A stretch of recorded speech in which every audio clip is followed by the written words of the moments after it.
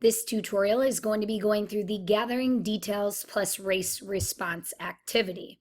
Now, this assignment is going to be graded, so make sure we are doing our best to complete it and complete it correctly.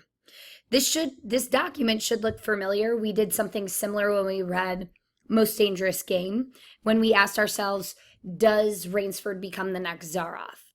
In this case, since we're doing a different story, we're going to focus on the Scarlet Ibis, and our question is going to be, should brother be blamed for Doodle's death? So the directions are, for this assignment, you are going to find details from the text to support both sides of the question below. Be sure to cite the text correctly.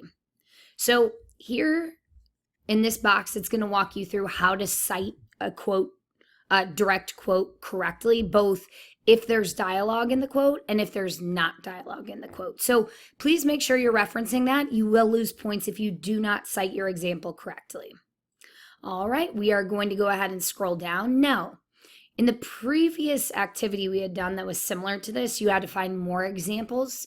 For this particular activity, all I'm asking you to find is 3 examples where we see that brother should be blamed for Doodle's death, and 3 examples where we see brother should not be blamed for Doodle's death. Now, to make this easier for you, if you scroll to page 3 of this document, so past the graphic organizer here, you're going to see a number of passages. So make sure you're utilizing these passages, and then you can just copy, paste, and then cite them correctly using the MLA citation guide at the top of your paper. All right, so that's all you have to do. You'll read through the passages, copy and paste details that seem that brother should be blamed for Doodle's death, cite them correctly, and do the same for brother should not be blamed for Doodle's death. Now, this note is very helpful here. So for the yes details that he should be blamed for Doodle's death, you're going to focus on passages and details that show that his pride, so brother's pride, is getting in the way and that he's pushing Doodle too hard. And then for he should not be blamed for Doodle's death, you're going to focus on details that mention Doodle's underlying condition. So anything that references his health and the fact that his health could have come into play in terms of his death, that's what you're looking for should not. Now, again, the passages start on page 3 of this document, so make sure you're utilizing those. Now, the last part of this assignment, or for the last part of this assignment, you're going to compose a written response. Now, again, this document should look very familiar. You filled out a similar one for the Most Dangerous Game. However, since we're going to be doing this in a shorter amount of time, I have shortened it. So instead of providing 3 examples, which you did when you wrote the Most Dangerous Game response, you are going to provide your strongest piece of evidence to support should brother be blamed for Doodle's death.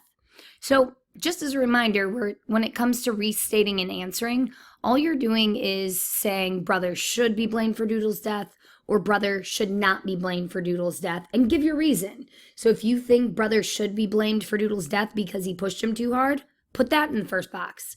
If you think brother should not be blamed for Doodle's death because he had health conditions or maybe because the parents were neglectful, put that in the first box. And then cite your best piece of evidence here. So then you're going to reference this chart that you created already where you put examples. Say you're saying brother should not be blamed. Copy and paste your strongest example right here. Make sure you are introducing it with one of these signal phrases. So you might say an instance that proves this is when, or one example from the text is, and then give your example. Next, you're going to explain the significance of your proof. So explain how your specific example supports whether or not you think brother should be blamed for Doodle's death. And then you're going to include a sentence that wraps everything up. So why is it significant that you're making the claim you're making? So for example, why is it significant that brother is or is not responsible for Doodle's death? You want to show why your stance is significant and important for understanding the story. All right. That's all you have to do to successfully complete this document. Make sure once you are ready to turn it in that you share with anyone who has the link and submit it to the Buzz Dropbox. If you have any questions, be sure to reach out to your teacher.